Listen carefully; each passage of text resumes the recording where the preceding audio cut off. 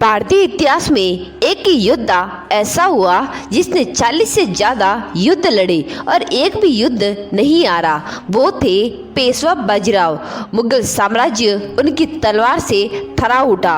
लेकिन सवाल उठता है, जब वो दिल्ली तक पहुंच गए थे तब उन्होंने दिल्ली पर कब्जा क्यों नहीं किया? आज हम इसी रहस्य को खोलेंगे। सन 1720 में पेशवा बने। उम्र मात्र 20 साल थी। पूरी ऊर्जा, युद्ध कला और घुड़सवार सेना अद्भुत पकड़ थी। बाजीराव का नारा था, मुगलों की जंजीरें तोड़ो, स्वराज्य को उत्तरी भारत तक फैलाओ। सन 1737 में बाजीराव ने 25,000 घुड़सवार लेकर मुगलों की राजधानी दिल्ली की ओर कूच किया। रास्ते में मुगल सेना को ध्वस्त करते हुए वो यमुना पार कर दिल्ली के पास पहुंच गए।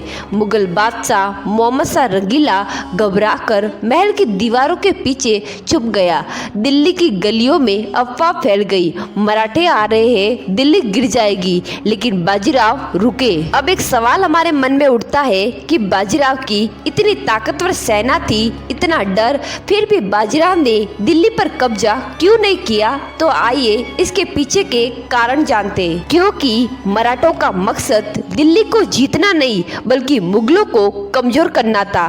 छत्रपति शिवाजी महाराज की नीति थी दिल्ली पर राज नहीं, स्वराज्य का विस्तार। बाजीराव उसी नीति पर चल रहे थे। बाजीराव जानते थे कि दिल्ली लेना आसान है लेकिन संभालना नामुमकिन।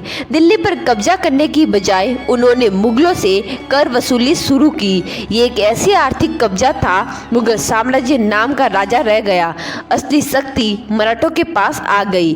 दिल्ली का शासक बनकर फंसने से अच्छा था बाहर रहकर पूरी दिल्ली पर नियंत्रण रखना। यही वजह थी कि आने वाले समय में मराठे उत्तर भारत की असली ताकत बन गए। सन 1740 में नर्मदा किनारे बाजीराव की मृत्यु हो गई, लेकिन उनके नाम से ही मुगल दरबार कांपता था। अगर वो दिल्ली लेते तो शायद मराठों की शक्ति बहुत जल्दी ढह जाती। उनकी दूरदर्शिता ने मराठों को अगले कई दशकों तक भारत की सबसे बड़ी ताकत बनाए रखा। बाजीराव ने दिल्ली पर कब्जा नहीं किया क्योंकि वो जानते थे दिल्ली को जीतने से बड़ी जीत है दिल्ली को झुकाना, और उन्होंने दिल्ली को झुका दिया। इसीलिए आज भी कहा जाता है, बाजीराव जंग जीते नहीं, जंग रचाते थे। दोस्तों, अगर आपको वीडियो पसंद आई हो तो लाइक करें, शेयर करें और चैनल को सब्सक्राइब जरूर करें।